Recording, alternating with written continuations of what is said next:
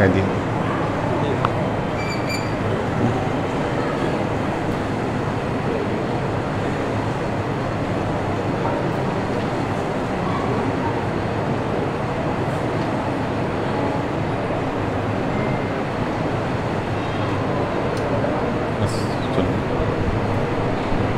চলবে চলবে।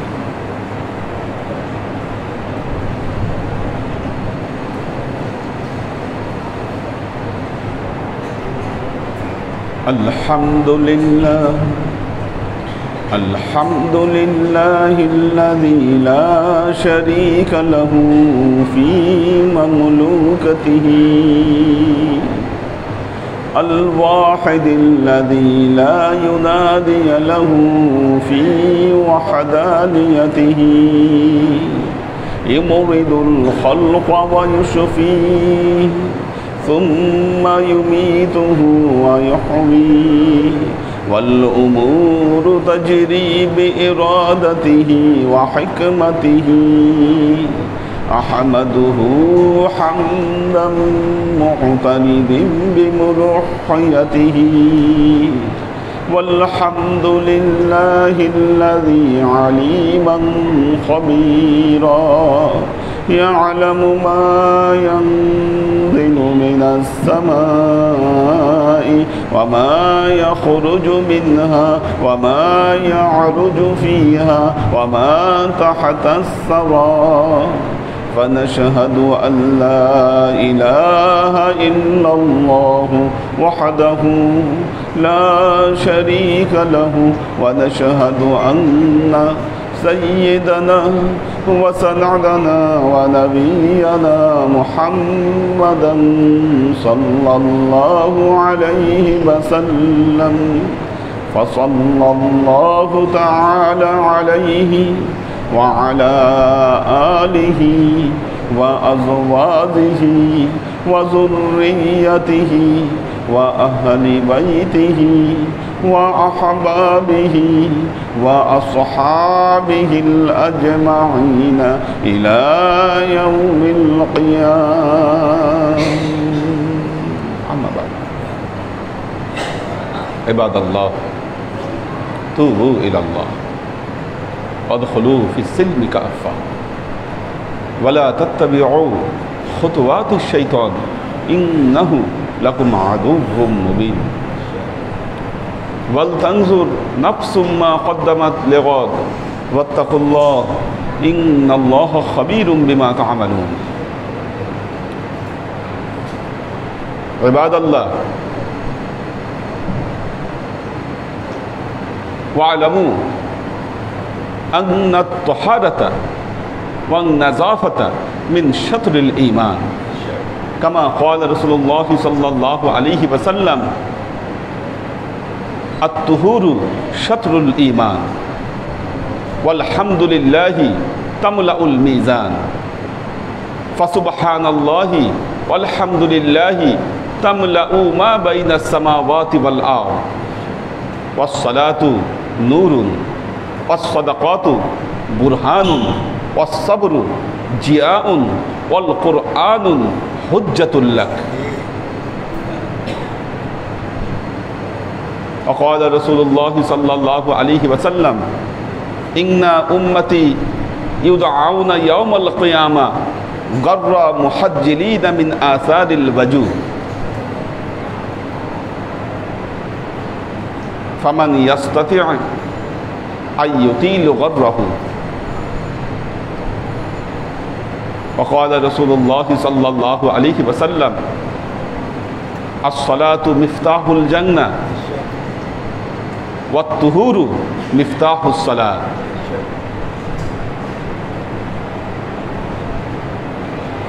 وقال رسول الله صلى الله عليه وسلم إذا توجه عبد فغسل وجهه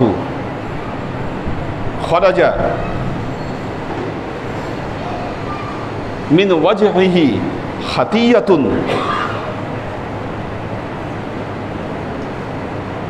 من قطرة الماء وخرج وغسل يديه ফাখারাজা খাতিআতুন আই ইউসিবু বিহা ওয়া খারাজা রাজলাহু ফায়াখরুজুল খাতিআ আই ইউসিবু বিহা।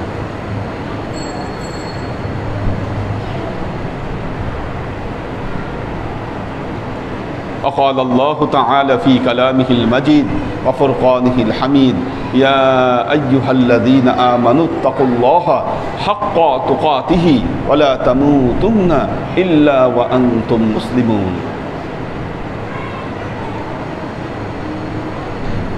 উপস্থিত আল্লাহর আশিক ও সালেক বৃন্দ, সর্ববিধ উত্তম প্রশস্তি জ্ঞাপন করছি সে আল্লাহ পাকের নিমিত্তে,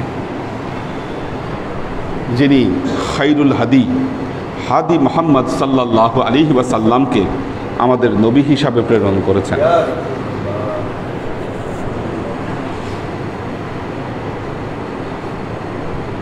শরীয়তের বিধিবিধান আল্লাহর নবী যা শিখিয়েছেন,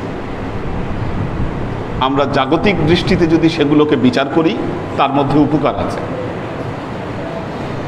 আবার পরকালের জীবনেও আল্লাহ এই সমস্ত আমলের দ্বারা অপরিসীম উপকার আমাদের জন্য রেখেছেন। যেমন নামাজ, ঠিকমতো নামাজ আদায় করলে, 5 ওয়াক্ত নামাজ আদায় করলে অনেক রোগ বালাই থেকে মানুষ মুক্তি পাবে। এটা একটা ব্যায়ামের মতো, আবার একটা ইবাদত, বন্দিগি। একটা জিনিস খেয়াল করে দেখুন, 1450 বছর আগে আমাদের নবী মুহাম্মদ মুস্তাফা সাল্লাল্লাহু আলাইহি ওয়াসাল্লাম আমাদেরকে অজু শিখিয়ে দিয়ে গিয়েছেন। এই অজুর প্রথম ধাপই ছিল 2 হাত কবজি পর্যন্ত ধৌত করা। আমরা করোনা মহামারীতে দেখেছি ডাক্তাররা বারবার আমাদেরকে পরামর্শ দিয়েছেন যে তোমরা ভালো করে 2 হাত কবজি পর্যন্ত ধোও। এটা আধুনিক ডাক্তারদের পরামর্শ, আমাদের নবী তো এই পরামর্শ 1450 বছর আগেই দিয়ে গেছে। ডাক্তারদের একটা ফাইন্ডিংস, মানুষের অধিকাংশ জীবাণু মুখ এবং নাক দিয়ে প্রবেশ করে। অধিকাংশ জীবাণু আমাদের শরীরের ভেতরে আমাদেরকে যেগুলো রোগাক্রান্ত করে, এগুলোর প্রবেশ পথ হচ্ছে মুখ আর নাক। বাতাসের সাথে, নিঃশ্বাসের সাথে জীবাণুগুলো ভেতরে ঢুকে, অথবা আমরা যা খাই বা মুখ দিয়ে এই জীবাণুগুলো আমাদের প্রবেশ করে। অথচ আমাদেরকে যখন অজু শিক্ষা দেওয়া হয়েছে, আল্লাহ নবী শিখিয়েছেন অজু করার সময় ভালো মতো কুলি করো, দরকার হলে গড়গড়া করো, আর নাকে তো পানি দেওয়াই লাগে। গোসলের সময়ও নাকে পানি দেওয়ার বিধান আমাদের জন্য রয়েছে। দেখুন, প্রতিটা জিনিস আল্লাহ নবীর যে সুন্নত, প্রতিটা সুন্নত শুধু পরকাল নয়, ইহকালীন জীবনেও আমাদের জন্য কল্যাণকর। যা দেখিয়ে দিয়ে গিয়েছেন, যা শিখিয়ে দিয়ে গিয়েছেন, নবীর সুন্নত অনুসরণ করলে একজন লোক তার অসুস্থ হবার সম্ভাবনা কমে যাবে।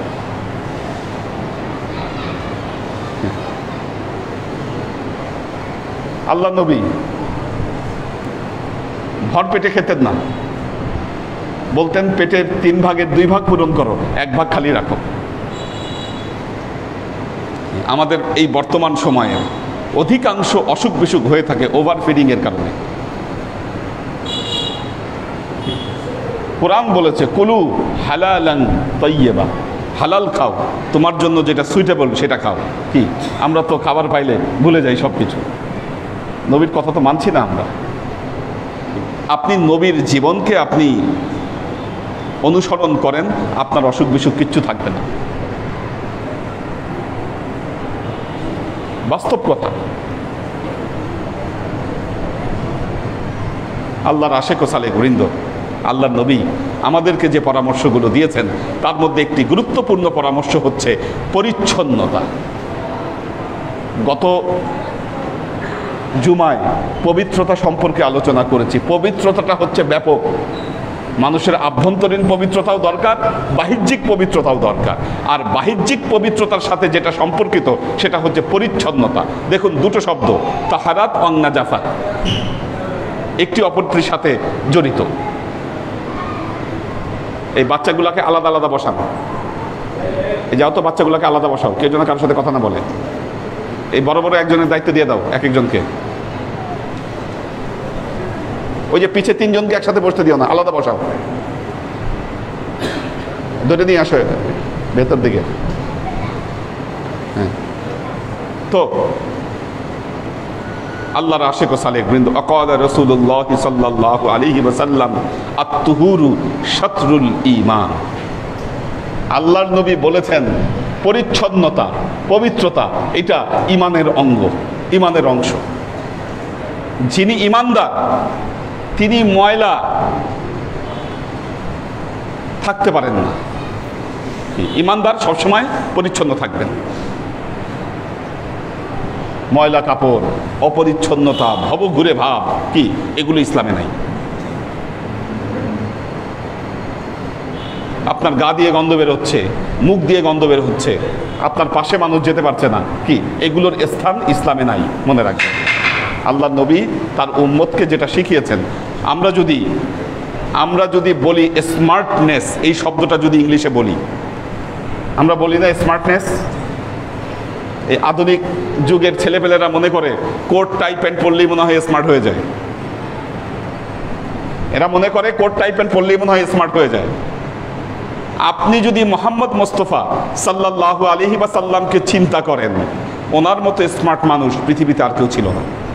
আপনি দেখেন আল্লাহর নবী সবসময় পরিষ্কার জামা কাপড় পরতেন, একদম পরিচ্ছন্ন ফিটফাট জামা কাপড় পরতেন। 5 ওয়াক্ত নামাজে দাঁত মেসওয়াক করতেন।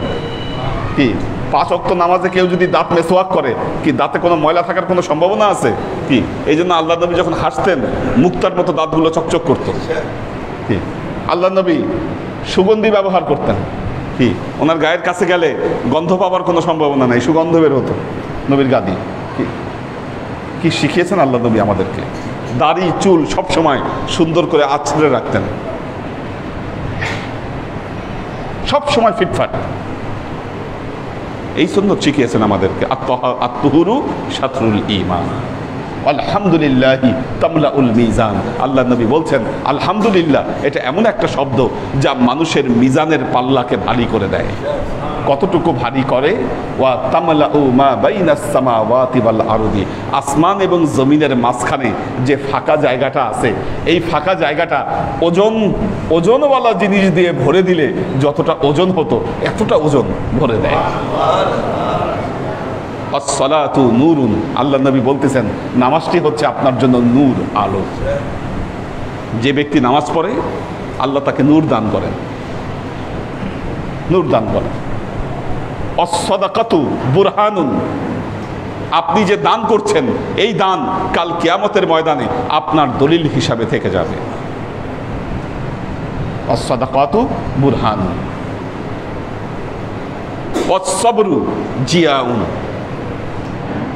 ধৈর্য এটা হচ্ছে আপনার আলো। ওয়াল কুরআনু হুজ্জাতুল লাক, আর আপনি যে পবিত্র কোরআন তেলাওয়াত করছেন এটা আপনার জন্য অকাট্য প্রমাণ হিসাবে, মুক্তির প্রমাণ হিসাবে কাজ করবে আপনার। আল্লাহর আশিক ও সালেক বৃন্দ, এই জন্য আমরা অনেক সময় অজু করতে, গোসল করতে হেলাফেলা করি। অজু করতে, গোসল করতে হেলাফেলা করি। وقال رسول الله صلى الله عليه وسلم إن أمتي يدعون يوم القيامة غر محجلين من آثار الوضوء। আল্লাহ নবী বলছেন কাল কিয়ামতের ময়দানে আমি আমার উম্মতকে চিনে নিব অজুর চিহ্ন দেখে। উম্মতে মুহাম্মাদি এমন এক উম্মত, অজু একমাত্র এদেরই আছে। কি নামাজ হইলে অজু করার দরকার হয় একমাত্র উম্মতে মুহাম্মাদির। হাত ধয়, মুখ ধয়, 5 ওয়াক্ত। কি অনেকে এটাকে বিরক্ত মনে করে, অনেকেই বিরক্ত মনে করে। বহু মানুষ নামাজ পড়ে না এই কারণেই, ওই যে অফিসে যায় জুতা পরে, মোজা পরে, এই মোজা জুতা খুলতে হয়, এই জন্য অনেকে নামাজ পড়ে না। অফিসে থাকতে নামাজ পড়ে না অনেকে, জুতা মোজা খুলতে হবে কষ্ট করে, এই নামাজ পড়ে না। আল্লাহ নবী বলছেন ইন্না উম্মতি ইউদআউনা ইয়াউমাল কিয়ামা গাররা মুহাজ্জিলিনা মিন আসারিল বাদু। কাল কিয়ামতের ময়দানে আমি আমার উম্মতকে চিনে নিব অজুর চিহ্ন দেখে। কারণ কিয়ামতের ময়দানে যারা উঠবে এই অজুর জায়গাগুলো চকমক করবে, কাল কিয়ামতের ময়দানে আলো ছড়াবে এই জায়গাগুলো। আমি তখন এটা দেখে আমি তাদেরকে চিনে দিব যে এরা আমার উম্মত। ফামানিস্তাতা মিনকুম, আল্লাহ নবী বলছেন তোমাদের মধ্যে যারা পারে আই ইউতিলু গাররাহু, এই অজুর জায়গাগুলো যেন ভালো মতো বেশি বেশি করে কি সুন্দর মতো এই অজুর জায়গাগুলো যেন ধুয়ে নেয়, ভালো মতো যেন এই অজুর জায়গাগুলো তারা ধৌত করে নেয়, হেলাফেলা যেন না করে। وقال رسول الله صلى الله عليه وسلم الصلاة مفتاح الجنة ومفتاح الصلاة الطهور। আল্লাহ নবী বলছেন আসসালাতু মিফতাহুল জান্নাহ, নামাজ হচ্ছে জান্নাতের চাবি। কাল কিয়ামতের ময়দানে আপনার জান্নাতের যে দরজা খুলবেন কি দিয়ে? নামাজ দিয়ে। এখন আপনি নামাজ পড়েছেন কিন্তু চাবি দিয়ে দরজা খুলে না, তার কারণ কি? কারণ আপনি নামাজ পড়েছেন কিন্তু পাক পবিত্রতা আপনি ঠিক মতো হন নাই। আল্লাহ নবী বলেছেন আসসালাতু মিফতাহুল জান্নাহ, জান্নাতের চাবি হচ্ছে নামাজ, কিন্তু নামাজের চাবি হচ্ছে পবিত্রতা। কি আপনার যদি পবিত্রতা না থাকে আপনি কেমনে আপনার দরজা খুলবে? নামাজের দুই ধরনের ফরজ, বাহ্যিক ফরজ, আভ্যন্তরীণ ফরজ। কি বাহ্যিক ফরজের মধ্যে রয়েছে আপনার শরীর পাক হতে হবে, অজু বা গোসল যেটা দরকার সেটা করতে হবে, জামা পাক হতে হবে, আপনি যে জামাটা পরেছেন এই জামা পবিত্র হতে হবে আপনার। অনেক ছেলে পেলে বলে নামাজ পড়তে ডাকলে দেখবেন বলে হুজুর আমার জামা ঠিক নাই। জামা ঠিক নাই মানে পেশাব করে সে পানি নেয় নাই, না নেওয়ার কারণে তার জামায় এখন অপবিত্র হয়ে আছে। দেখেন হযরত মুআজ ইবনে জাবাল রাদিয়াল্লাহু তাআলা আনহু আল্লাহর নবীর জলিলুল কদর সাহাবী ছিলেন। হযরত মুআজের জানাজা যখন অনুষ্ঠিত হয় তখন মনে হচ্ছিল যেন সূর্যগ্রহণ হয়েছে, সূর্যের আলো স্থিমিত হয়ে এসেছে। সাহাবায়ে কেরাম জিজ্ঞাসা করলেন ইয়া রাসূলুল্লাহ কেন সূর্যের আলো এমন হচ্ছে? আল্লাহর নবী জানালেন মুআজের জানাজায় শরীক হওয়ার জন্য আসমান থেকে ৭০,০০০ ফেরেশতা নেমে আসতেছে, এবং এই যে ফেরেশতাদের যে পাখা, এই পাখায় আড়াল হয়ে সূর্যের আলো স্থিমিত হয়ে গেছে। হযরত মুআজের জানাজা শেষে আল্লাহর নবী যখন হযরত মুআজকে কবরে শুইয়ে দিয়েছেন, আল্লাহর নবীর চেহারা বিবর্ণ হয়ে গেল। তিনি হযরত মুআজের কবরের উপর হাত রেখে অনবরত দোয়া পড়তে শুরু করলেন, এবং এক সময় দোয়া পড়তে পড়তে আল্লাহর নবী স্থির হলেন। সাহাবায়ে কেরাম জিজ্ঞাসা করলেন ইয়া রাসূলুল্লাহ আপনি এমন কেন করলেন? এরকম তো আপনাকে করতে দেখি না। আল্লাহর নবী বললেন আমি যখন মুআজকে কবরে শুইয়ে দিলাম দেখলাম কবর দুই দিক থেকে তাকে ভীষণভাবে পিষ্ট করবার চেষ্টা করছে, আর জাহান্নাম থেকে আগুনের হলকা তার কবরের দিকে দৌড়ে আসছে। আমি যখন এই কবরে উপর হাত রেখে যখন দোয়া পড়তে শুরু করলাম, আল্লাহ জিব্রাইল আমিনকে পাঠিয়ে কবরকে জানিয়েছেন কবর। আল্লাহ জিব্রাইলকে বলেছেন জিব্রাইল তুমি কবরকে জানিয়ে দাও আমি আমার বন্ধুর বিবর্ণ মুখ আমি দেখতে চাই না। এরপর কবর শান্ত হয়েছে। পরে অনুসন্ধান করে দেখা গিয়েছে হযরত মুআজের তিনি ইস্তেঞ্জা করার পরে কি কারণে এই আযাব হলো, ইস্তেঞ্জা করার পর তিনি ঠিকমতো পাক পবিত্র হতেন না। কাজেই যারা এই ওসিলা দিয়ে নামাজ বাদ দিচ্ছেন আর মনে করছেন বেঁচে যাব, ভয়াবহ পরিণতি আপনাদের সামনে অপেক্ষা করছে। এর ভয়াবহ পরিণতি হবে। একদিন আল্লাহ নবী দেখলেন গোরস্থানের পাশ দিয়ে যাচ্ছিলেন, আল্লাহ নবী বললেন এই কবরে আযাব হচ্ছে। এরপর একটা গাছের ডাল নিয়ে আল্লাহ নবী ওই কবরের মধ্যে গেড়ে দিলেন। তার ব্যাপারেও জানানো হলো এই লোক ঠিক মতো পবিত্র হতো না।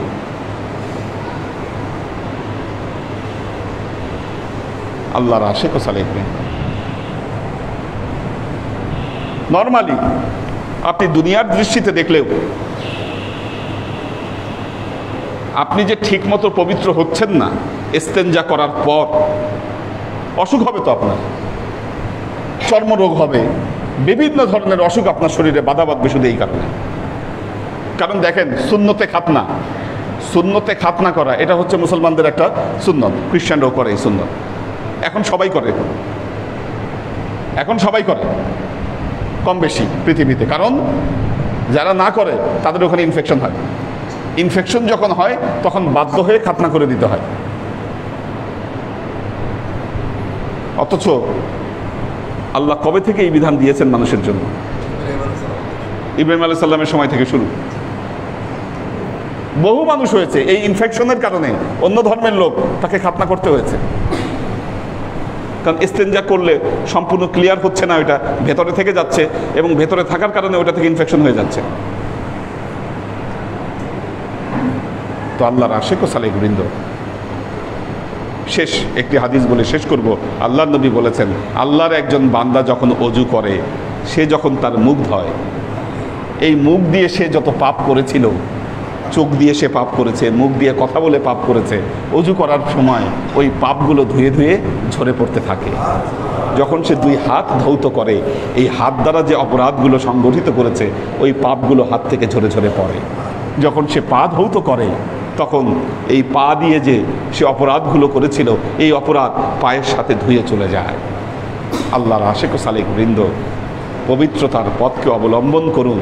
আমাদের নবী পরিচ্ছন্নতা শিখিয়ে দিয়ে গিয়েছেন এবং ইসলামের অন্যতম একটি সুন্নত হচ্ছে পরিচ্ছন্নতা, পবিত্রতা।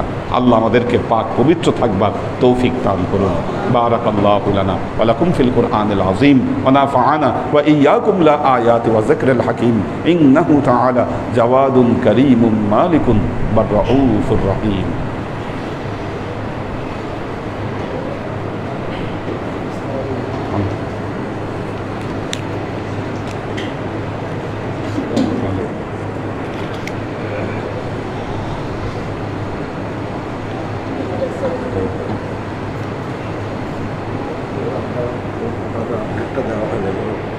অপারেশনটা হয়ে গেছে বিকালে, সকালের থেকে ছেড়ে দিয়ে পরে রক্ত হঠাৎ করে 7 ব্যাগ রক্ত লাগছে, 4 ব্যাগ লাগানো করে আরও এখন একটু স্টেবল হচ্ছে।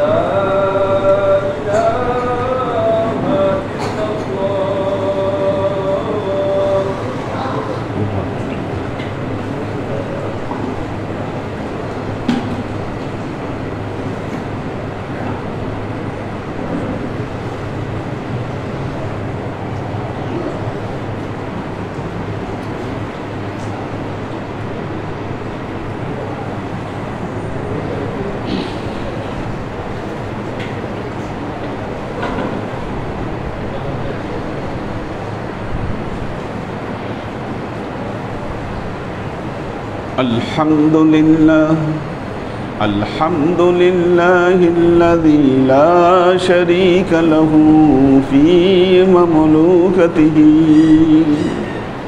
الواحد الذي لا ينادي له في وحدانيته، يمرض الخلق ويشفيه ثم يميته ويحييه، والأمور تجري بإرادته وحكمته، أحمده حمدا معترض بملوحيته، والحمد لله الذي عليما خبيرا يعلم ما ينزل من السماء وما يخرج منها وما يعرج فيها وما تحت الثرى فنشهد أن لا إله إلا الله وحده لا شريك له ونشهد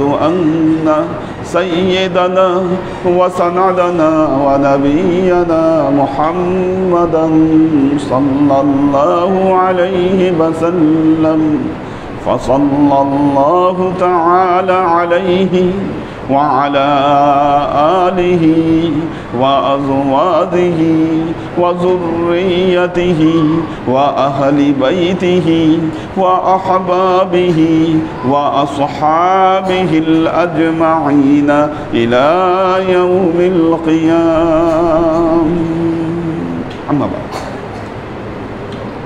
عباد الله توبوا إلى الله ادخلوا في السلم كافة ولا تتبعوا خطوات الشيطان إنه لكم عدو مبين ولتنظر نفس ما قدمت لغد واتقوا الله إن الله خبير بما تعملون.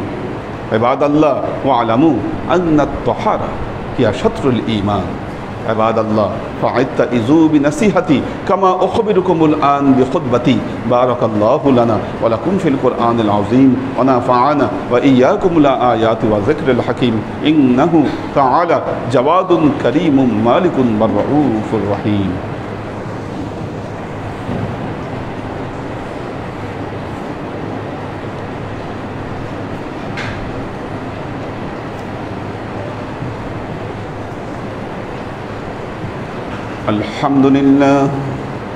الحمد لله نحمده ونستعينه ونستغفره ونؤمن به ونتوكل عليه ونعوذ بالله من شرور أنفسنا ومن سيئات أعمالنا من يهد الله فهو المهتدي ومن يضلل فلن تجد له وليا مرشدا فنشهد أن لا إله إلا الله وحده لا شريك له ونشهد أن سيدنا وسندنا ونبينا محمدا صلى الله عليه وسلم الذي أرسله الله بالحق بشيرا ونذيرا وداعيا إلى الله بإذنه وسراجا منيرا. وقال تعالى إن الله وملائكته يصلون على النبي يا أيها الذين آمنوا صلوا عليه وسلموا تسليما. اللهم صل على محمد وعلى آل محمد كما صليت على إبراهيم وعلى آل إبراهيم إنك حميد مجيد. اللهم بارك على محمد وعلى آل محمد كما باركت على إبراهيم وعلى آل إبراهيم إنك حميد مجيد. اللهم صل وسلم ورحم وبارك على سيدنا ونبينا وشفيعنا وحبيبنا وقرة أعيننا محمد صلى الله عليه وسلم وعلى آله وأزواجه وذرياته وأهل بيته وأحبابه وأصحابه الأجمعين إلى يوم القيامة، خصوصا على صاحب الصدق عامل المؤمنين أبي بكر الصديق رضي الله تعالى عنه وعلى صاحب العدل والإحسان عامل المؤمنين عمر بن الخطاب رضي الله تعالى عنه وعلى صاحب الحياء والإيقان عامل المؤمنين عثمان بن عفان رضي الله تعالى عنه وعلى صاحب الحلم والعلم والعرفان عامل المؤمنين علي بن أبي طالب طالب رضي الله تعالى عنه وعلى تمام العشرة المبشرات والتابعين المهديين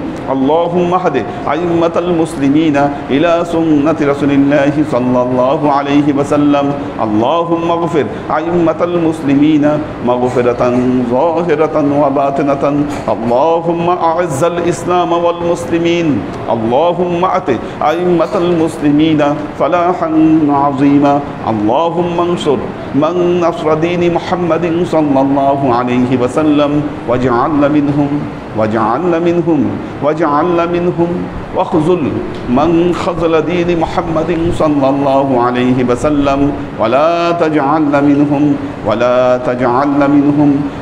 تجعلنا منهم تعدلوا عباد الله رحمكم الله إن الله يأمركم بالعدل والإحسان وإيتاء ذي القربى وينهى عن الفحشاء والمنكر والبغي يعظكم لعلكم تذكرون فاذكروني أذكركم واشكروا لي ولا تكفرون